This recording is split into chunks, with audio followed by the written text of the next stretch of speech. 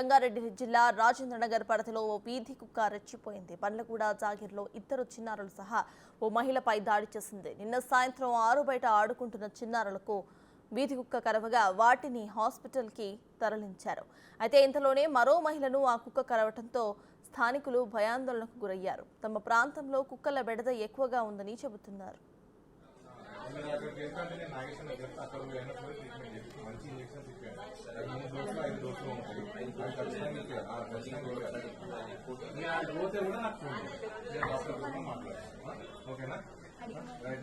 Morning commissioner పిలిపించి నేను చూస్తాను.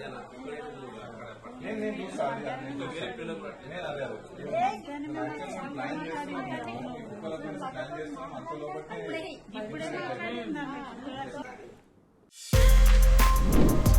For more videos like this, subscribe Big TV channel.